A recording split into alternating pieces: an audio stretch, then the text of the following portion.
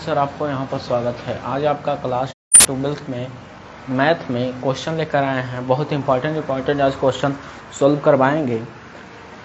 सभी student class में आराम से जुड़ जाएं ताकि कहीं भी कोई दिक्कत या प्रॉब्लम। चलो क्वेश्चन हमारा आ गया है कि साइन स्क्वायर थीटा का इंटीग्रेशन क्या होगा।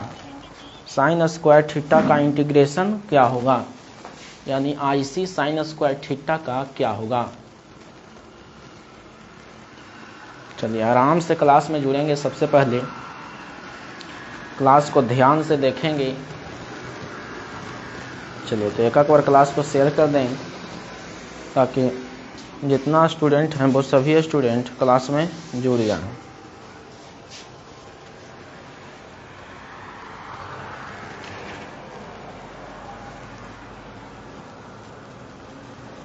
चलिएगा बाबू, क्लास में आराम से जुड़ जाइए, ध्यान से।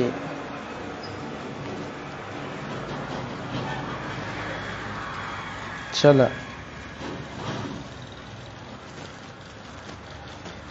हल्का जूम आउट कर देते हैं ताकि ध्यान से आपको यहाँ समझ सकिए।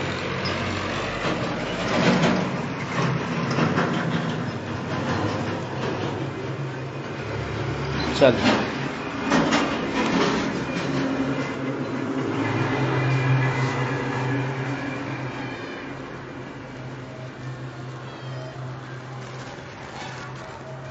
चलो बाबू, हाँ तो क्वेश्चन पर ध्यान देंगे। क्वेश्चन कह रहा है कि साइन स्क्वायर थीटा का इंटीग्रेशन क्या होगा।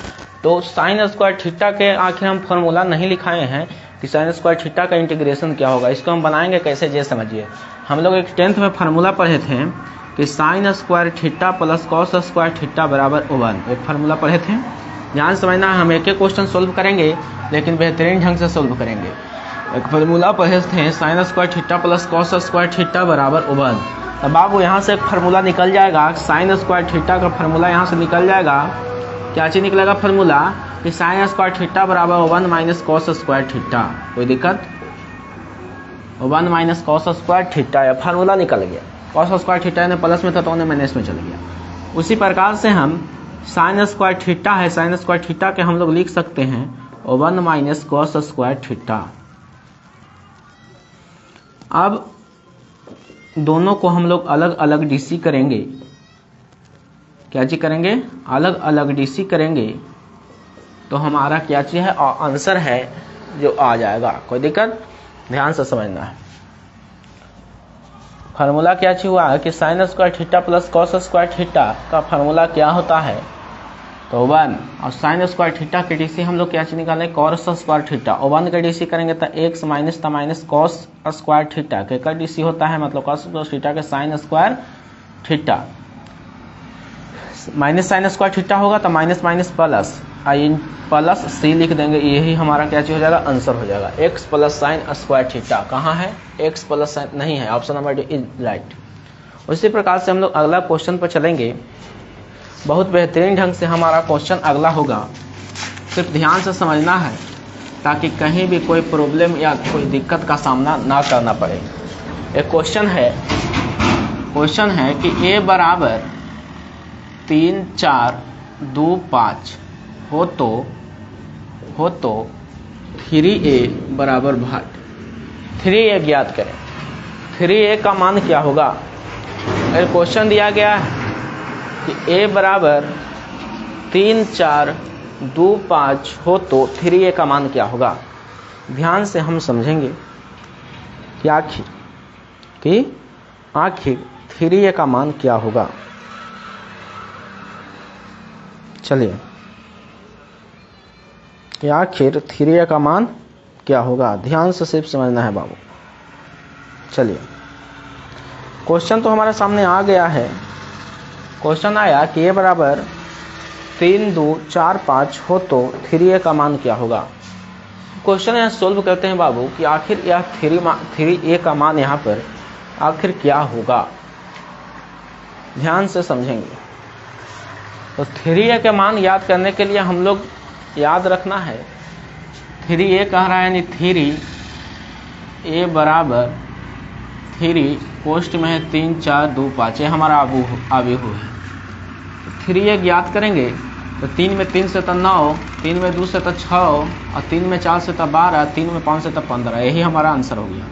उसी प्रकार से अगर क्वेश्चन दे कि ए बराबर 4 2 5 3 हो तो एडजॉइंट ऑफ ए ज्ञात करें। एडजॉइंट ऑफ ए ज्ञात करें। हम एक कैसे ज्ञात करेंगे एडजॉइंट ऑफ ए जो है, आखिर हम कैसे ज्ञात करेंगे, ध्यान से समझना है बाबू। एडजॉइंट ऑफ ए हम कैसे ज्ञात करेंगे जो,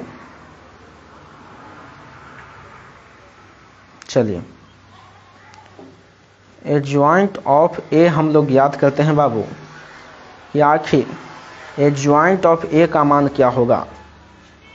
चलिए तो एडजॉइंट ऑफ ए के अगर मान देखा जाए कि एडजॉइंट ऑफ ए का मान क्या होगा, एक बार देख लेते हैं कहीं कोई दिक्कत।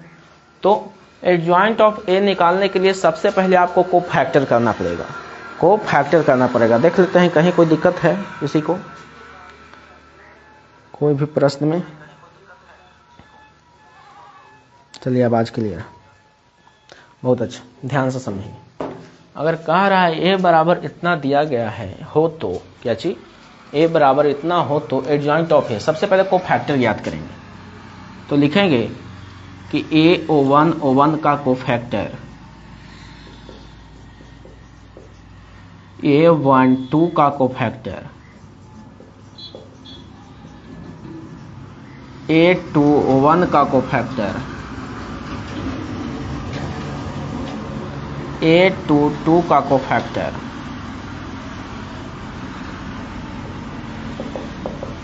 सबसे पहले ज्ञात करने के लिए रहे कोफैक्टर, तो ये दोनों को हम मतलब रो और कॉलम को जोड़ेंगे। अगर विषम संख्या आएगा तो माइनस होगा उसका कोफैक्टर, और अगर सम संख्या आएगा तो प्लस में कोफैक्टर होगा। जैसे में 1 1 जोड़े तो 2 यानी प्लस में हो गया, 1 2 1 3 तो माइनस में, 2 1 3 तो माइनस में, 2 2 4 यानी प्लस में।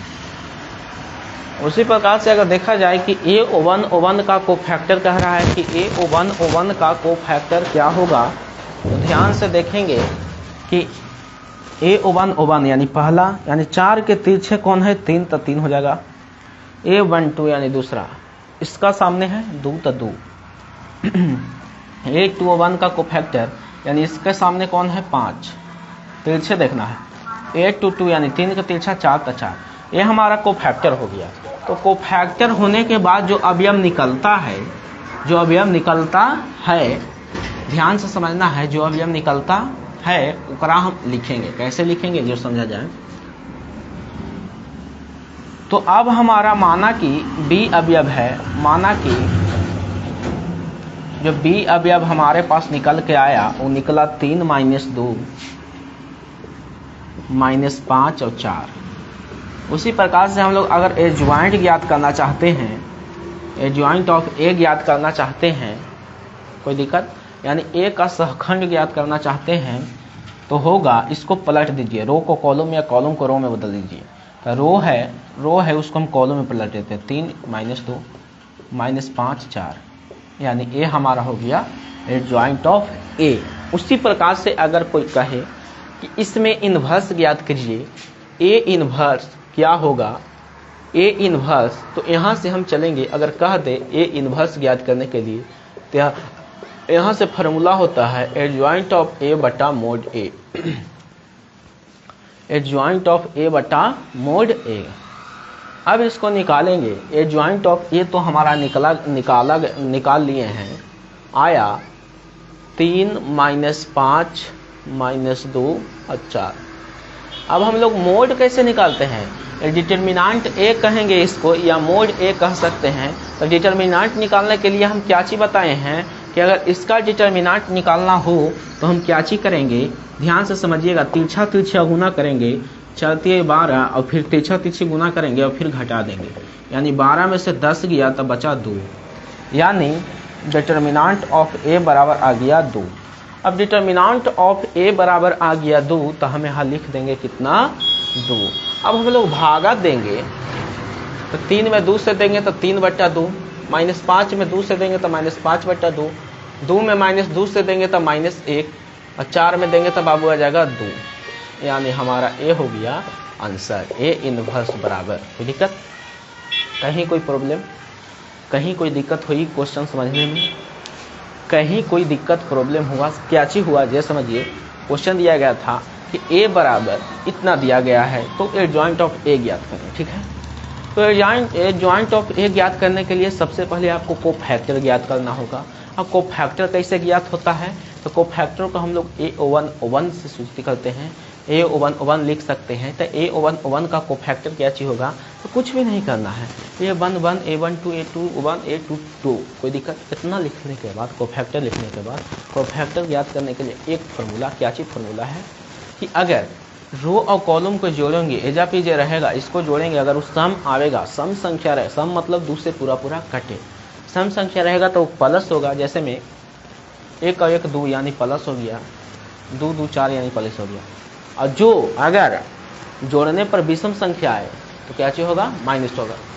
1 2 और 1 3, 2 और 1 3 हो गया, 3 यानी माइनस हो गया, 2 1 3 यानी माइनस हो गया। इतना लिखने के बाद कोफैक्टर ज्ञात करने के लिए आपको बताए हैं कि तिरछा तिरछी देखते हैं।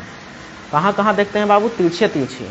तो देखिए A1 कह रहा है, मतलब इसको कह रहा था, इसका तिरछा कौन है 3, तो 3 हो गया। इसका कह रहा है तिरछा तो 2, यानी ऐसे निकालते हैं कोफैक्टर। कोफैक्टर निकालने के बाद वही अवयव को हम लोग एक आव्यूह में लिखते हैं। आव्यूह में माना कि B बराबर आव्यूह लिखा गया है इतना, कौन निकला, ए निकला है जो आव्यूह है यहाँ। अब उसका हम ट्रांसपोज करेंगे। ट्रांसपोज मतलब रो को कॉलम में या कॉलम को रो में बदल दीजिए, दोनों में से कोई वो काम करना है। रो को कॉलम में या कॉलम को रो में बदल दीजिए, क्या चीज होगा, वो ट्रांसपोज में व्यक्त हो जाएगा। कोई दिक्कत, तो इसको हम बदल दिए बाबू, रो था इसको कॉलम में, 3 - 2 सुतल था तो इसको उठा दिए, यानी रो को कॉलम में हम लोग बदल दिए, तो क्या चीज हो गया, एडजॉइंट ऑफ ए निकल गया, एडजॉइंट ऑफ ए निकल गया। अब उसी प्रकार से अगर कोई कहे ए इनवर्स ज्ञात करें, ए इनवर्स यानी ए का प्रतिलोम ज्ञात करें, ए का उल्टा क्या होगा जो ज्ञात करें, तो ए का उल्टा ज्ञात करने के लिए फॉर्मूला होता है कि एडजॉइंट ऑफ ए बटे डिटर्मिनेंट ए। इसको हम मोड ए या डिटर्मिनेंट ए पढ़ते हैं। अच्छा, डिटर्मिनेंट ए तो पढ़ते हैं, तो बाबू बात समझना है कि डिटर्मिनेंट ए निकलता है कैसे। तो डिटर्मिनेंट ए निकालने के लिए बाबू हम लोग कुछ भी नहीं करते हैं, यहाँ जो अवयव देल रहेगा शुरू में उसको हम तिरछा तिरछी मल्टीप्लाई करते हैं। मल्टीप्लाई करने के बाद दोनों को क्या चीज कर देते हैं, घटा देते हैं, यानी 4 में 3 से गुना करेंगे तो आ गया कितना 12, और 5 में 2 से गुना करेंगे तो आ गया कितना 10, तब 12 में से 10 गया तो बचा 2, यानी डिटर्मिनेंट निकल गया इसका 2।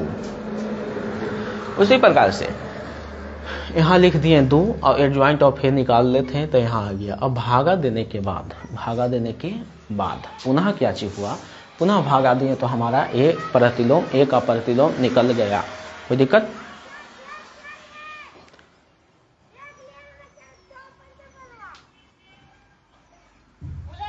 चलिए ध्यान से समझिएगा, कहीं कोई दिक्कत हुआ है आगे फिर हम चलेंगे बाबू, एक बार देख लेते हैं कहीं कोई दिक्कत या परेशानी का सामना तो नहीं करनी पड़ रही है।